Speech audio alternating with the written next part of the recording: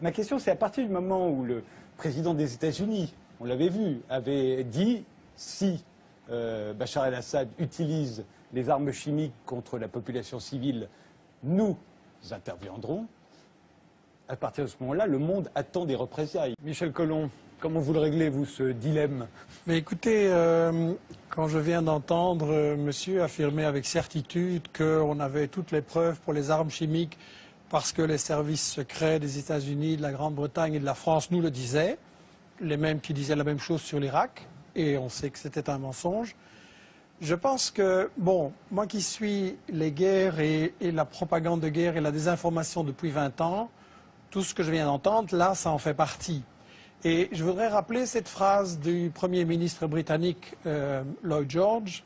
En 1914, il disait « Si les gens savaient à propos de la guerre, elle serait arrêtée tout de suite, mais les gens ne savent pas et ne peuvent pas savoir. » Et cette 20 années d'études sur les guerres et tous les prétextes de ce genre et tous les mythes qui ont été fabriqués comme ça m'ont amené à penser qu'il est très important que les gens qui nous regardent et qui nous écoutent réfléchissent que dans chaque guerre, on applique ce que j'ai intitulé les principes de la propagande de guerre. On ne peut pas évidemment dire qu'on fait la guerre pour le pétrole, pour le gaz, pour le fric, etc.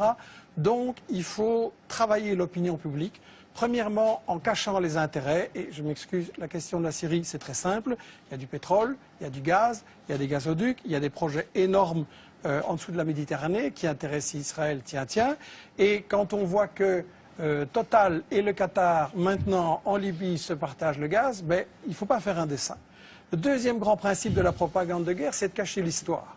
Et la France se pose en donneuse de... Enfin, la France d'en haut se pose en donneuse de leçons. Il ne faudrait quand même pas oublier que le colonialisme français a bombardé les Syriens en 1945 pour les empêcher d'acquérir leur indépendance, a pratiqué et organisé la division de la Syrie, notamment sur des bases religieuses, et puis que toute l'histoire de la Syrie, depuis qu'elle a résisté à Israël, ça a été le travail des États-Unis et d'Israël pour affaiblir et briser la Syrie.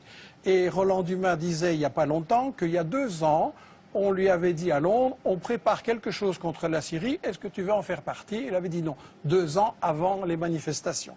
Le troisième grand principe de la propagande de guerre, c'est qu'il faut absolument, quand on a décidé d'attaquer pour le pétrole, le gaz ou le fric, il faut absolument diaboliser l'adversaire.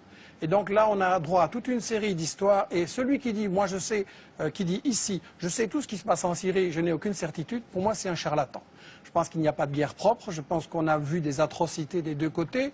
Et je pense que quand on se réclame de la justice, dire avant toute enquête, je sais qu'il va falloir faire quelque chose et je sais qui est coupable, c'est pas sérieux. Un tribunal qui jugerait comme ça ne serait pas accepté. Sur la question des armes chimiques, c'est évidemment intolérable. Je voudrais juste poser la question à ceux qui connaissent bien les États-Unis. Quel est le pays dans l'histoire qui a le plus utilisé des armes chimiques, biologiques et bactériologiques? Sinon les États-Unis, avec 250 kilos d'armes chimiques balancées sur le Vietnam et maintenant encore des bébés qui naissent comme des monstres. Et dans toute une série d'autres pays. Donc si Obama trouve que les armes chimiques c'est intolérable, il ne doit pas aller très loin pour punir les coupables.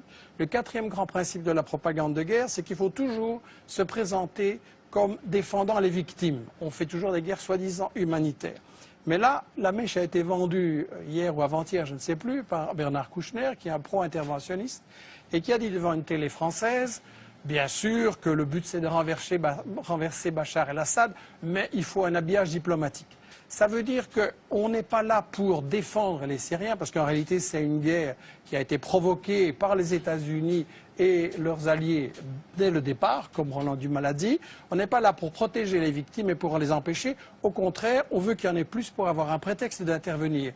Et je tiens à rectifier les mensonges qui ont été dits. Le gouvernement syrien est parfaitement d'accord de négocier. Et ce sont les États-Unis, la France et le Qatar qui ont dit non, on ne négocie pas, on veut gagner militairement sur le terrain. C'est-à-dire que Bachar el-Assad a dit qu'il voulait bien négocier. Oui, tout à fait. Et le cinquième et dernier principe de la propagande de guerre, très brièvement, c'est qu'il faut monopoliser le débat et empêcher les opinions adverses.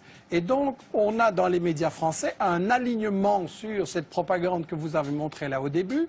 Et quand M. Hérault s'amène en disant j'ai la preuve sur les armes chimiques et qui commence par répéter dans son discours pendant des minutes et des minutes tout ce que tout le monde sait et que personne ne nie, et puis qu'à la fin il dit les services secrets m'ont dit que c'est Bachar, il n'y a aucun journaliste pour dire oui mais les preuves un peu sérieuses s'il vous plaît.